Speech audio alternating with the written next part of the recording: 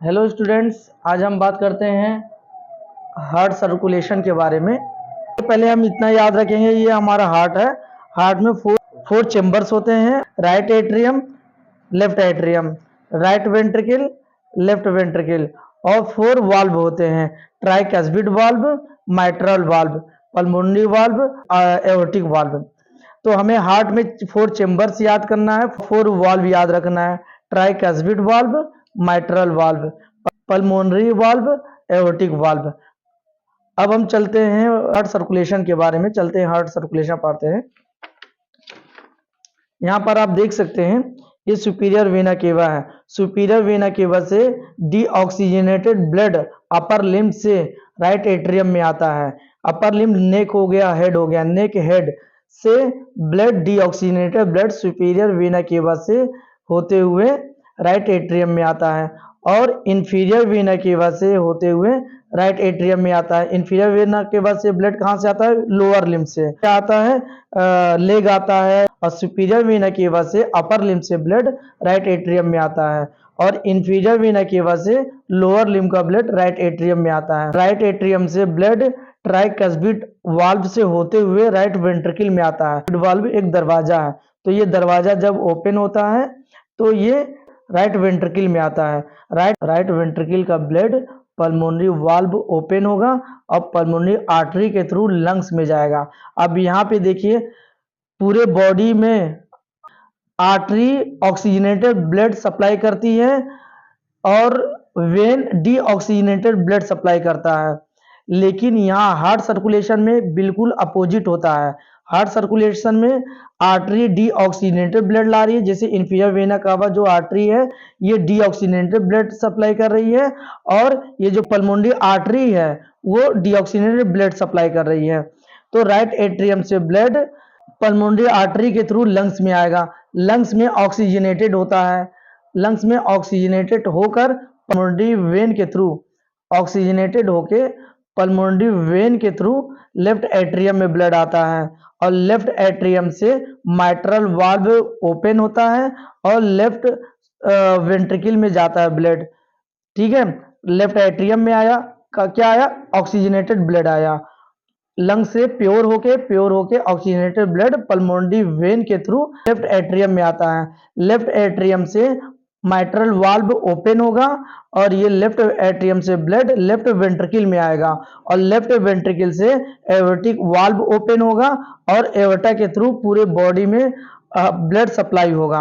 अब यहाँ पे देखिए, deoxygenated blood, impure blood superior vena cava से राइट एट्रियम में आएगा और इंफीरियर वेना केवा से राइट एट्रियम में आएगा। राइट एट्रियम में ब्लड राइट वेंट्रिकल में आएगा और राइट वेंट्रिकल से पल्मोनरी आर्टरी के थ्रू लंग्स में जाएगा, और यहाँ पे ऑक्सीजनेटेड होगा। ऑक्सीजनेटेड होकर ब्लड पल्मोनरी वेन के थ्रू लेफ्ट एट्रियम में आएगा, और लेफ्ट एट्रियम से लेफ्ट वेंट्रिकल में आएगा, और लेफ्ट वेंट्रिकल से एओर्टा के थ्रू पूरे होल बॉडी में ब्लड सप्लाई होगा।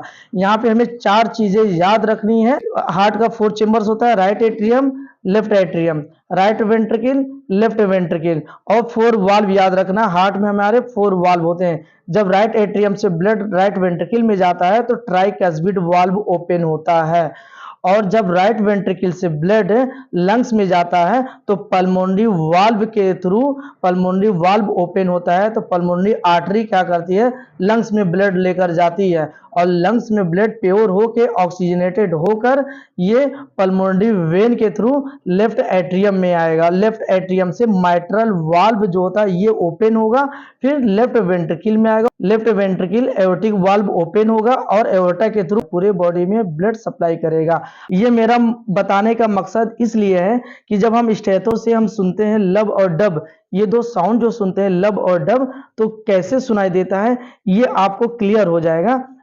अब हम सुनते हैं, जो हम स्टेथो से अस्कल्टेट करते हैं और हमें जो लब और डब सुनाई देता है साउंड, वो हम बताते हैं कैसे सुनाई देता है लब और डब की साउंड।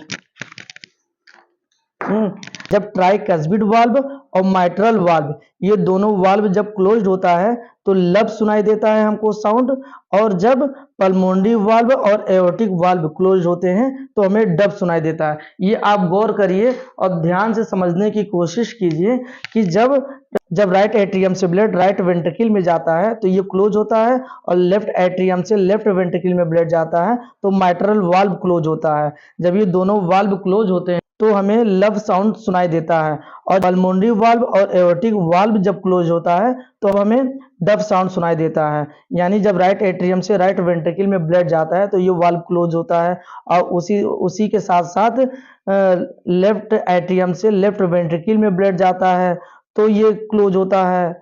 ये दोनों वाल्व क्लोज होते हैं तो लब सुनाई देता है, और जब राइट एट्रियम से ब्लड पल्मोनरी आर्टरी के थ्रू लंग्स में जाता है तब ये वाल्व ओपन होकर क्लोज होता है, और उसी के साथ साथ लेफ्ट वेंट्रिकल से एओर्टिक वाल्व ओपन होकर क्लोज होता है, ओपन होकर क्लोज होता है, और एओर्टा के थ्रू पूरे होल बॉडी में जाता है। तो ये दोनों जो वाल्व होते हैं वाल्व और एओर्टिक वाल्व जब क्लोज होता है लूनर वाल्व भी बोलते हैं, इसे सेमी लूनर वाल्व भी बोलते हैं, और इसे आर्टियो वेंट्रिकुलर वाल्व भी बोलते हैं, एट्रियो वेंट्रिकुलर वाल्व बोलते हैं। इन दोनों वाल्व को एक साथ नाम दिया गया एट्रियो वेंट्रिकुलर वाल्व, और इन दोनों वाल्व को नाम दिया गया है semi lunar valve. Pulmonary valve और एओर्टिक वाल्व को सेमी लूनर वाल्व बोलते हैं। ट्राइकस्पिड वाल्व, माइट्रल वाल्व को बाइकस्पिड वाल्व भी बोलते हैं। ट्राइकस्पिड वाल्व यानी ये यहाँ पे 3 कस्पिड होता है, 3 कस्प होता है इसलिए ट्राइकस्पिड बोलते हैं। 3 कस्पिड होता है, 1 2 3 कस्पिड होता है इसलिए इसको ट्राइकस्पिड वाल्व बोलते हैं, और यहाँ पे 2 कस्पिड होता है तो इसे हम बाइकस्पिड वाल्व बोलते हैं। तो इसे ट्राइकस्पिड वाल्व, बाइकस्पिड वाल्व, इसे माइट्रल वाल्व भी बोला जाता है।